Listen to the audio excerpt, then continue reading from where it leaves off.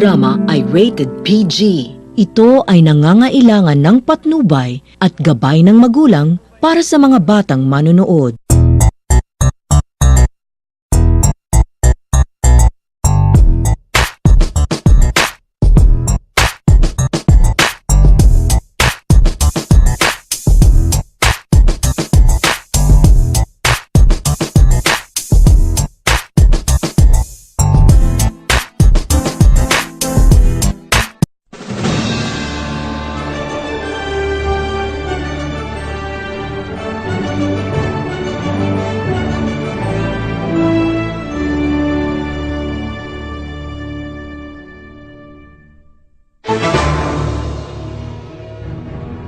Ang kandidato na makakapanayam natin ngayong hapon mula sa Makabayan Coalition ng Mamamayan o Makabayay. Bayan Muna Party List Representative. Good afternoon. Good afternoon din, Ira. No? Magandang hapon din sa ating mga nanonood. Alright. Kayo po ang itinuturing sa isa sa mga pinakamahirap na mga kongresista. So, saan po kayo kumukuha ng pondo para sa inyong kampanya? Well, syempre, yung sweldo natin, dyan na natin nilalaan. Di po ba masyadong malaki rin yun? Tama lang yun, pero ang kagandahan sa grupo namin, malawak ang grassroots namin sa baba, kaya karamihan ng mga tumutulong sa amin, puro volunteers talaga. At hindi na umaasa na sila ay susweldohan pa. Kaya malaking tipid yung aking kampanya. Kapag ako ay, halimbawa na lang, kapag ako ay pupunta sa isang lugar, kailangang mag-hotel. Pero kung may matitira naman, bakit hindi? So, yung mga ganong pagtitipid ay malaking bagay. Okay. Tumatakbo kayo sa ilalim ng Makabayan Coalition. Pero I understand, kasama rin dun sa ticket nyo sila Senator Loren Legarda, Chis Escudero, Cynthia Villar, Coco Pimentel, na pare-parehong nasa Liberal Party. Bakit sila kasama? Ginagamit nyo din po ba yung mga makinarya nila kaya sila kasama sa ticket nyo? At ang mga kasagutan ay sa pagbabalik na Makabayan.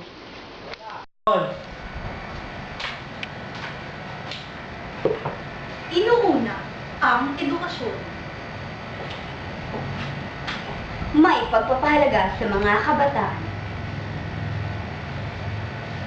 At pati sa kalusugan ng mga mamamayang makabayan. Pwede ang ating iboto sa Senado, si Casino, sigurado. Tutulungan ang nangangailangan, batid kanya maging sa kahirapan. Si Teddy sa ating number one. Teddy, di dapat iboto. Sa Senado, si Casino ay palyado. Inuuna ang kanyang sarili, di kanya batid kahit di kay mahirap. Kasi si Teddy ay makasarili. Siyempre ay dahil kay Kakasinyo, iboto. Huwag nang iboto. Ating iboto. Huwag nang iboto. Kakasinyo. Kakasinyo. Kakasinyo. Kakasinyo. Kakasinyo.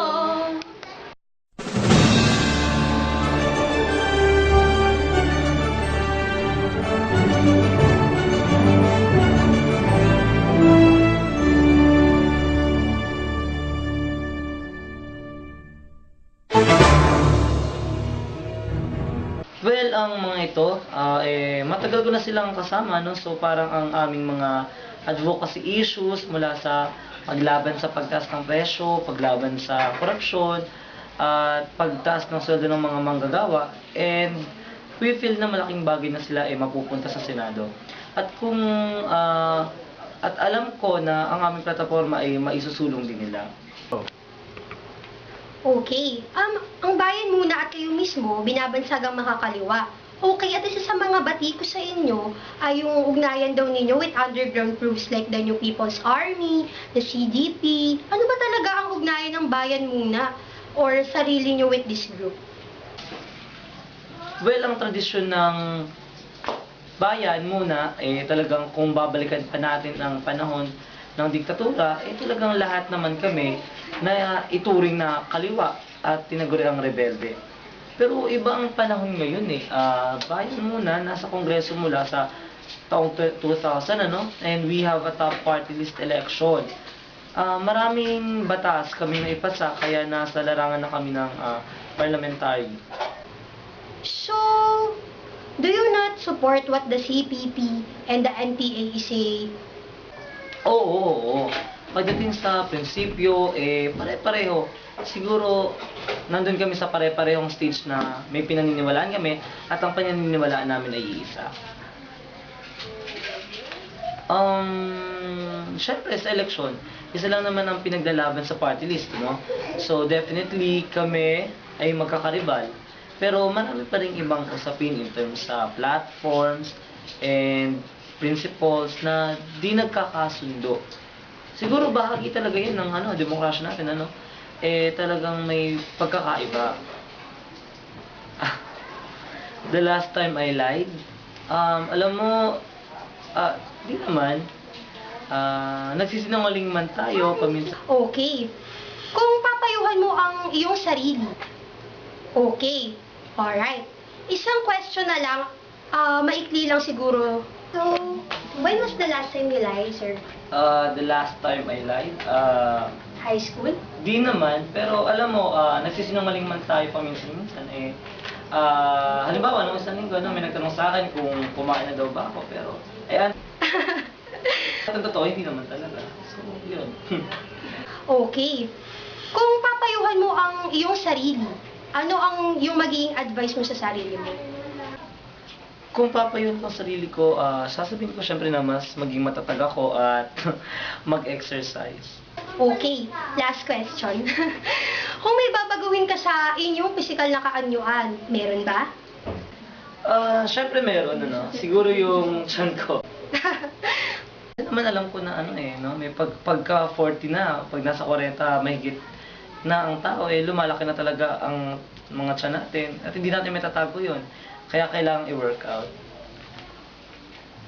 Okay, maraming salamat, Congressman Teddy Casino. Makakapag-exercise ka na sa inyong kampanya.